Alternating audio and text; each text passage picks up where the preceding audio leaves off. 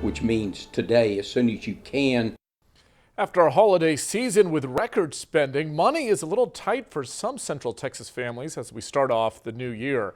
If you're trying to pinch every penny and get things in order, we are here to help tonight. It's estimated that 64% of Americans are starting the year off with credit card debt, and the pandemic may be partly to blame. Our Abby Loring has more.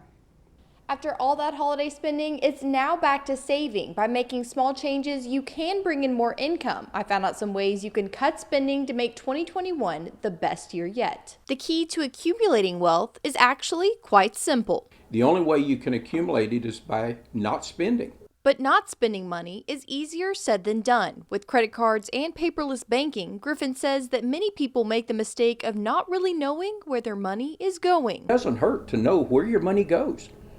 Check your checkbook, your credit cards, and see where you're spending that money to see what you can, in fact, cut back on. Again, if you don't cut back on spending, you'll never be able to accumulate. Some ways to save are as easy as packing a lunch instead of eating out all the time. Limit monthly subscriptions for services such as Netflix, Hulu, or Amazon Prime.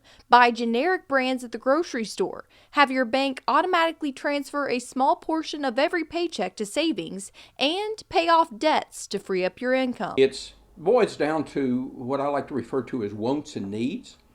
If you really want something bad enough so that you're willing to give up the money for the cost, then it becomes a need, becomes a true need.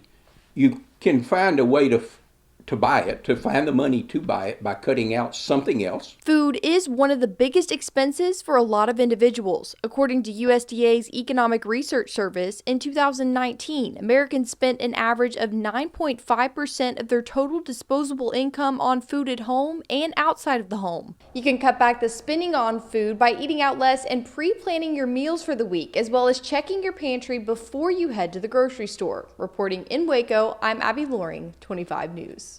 Abby, thank you. There are a few steps you can take to help manage your money. They include paying with cash instead of a credit or debit card, setting personal priorities and financial goals, and creating and sticking to a budget that fits your lifestyle. You can also establish an emergency fund,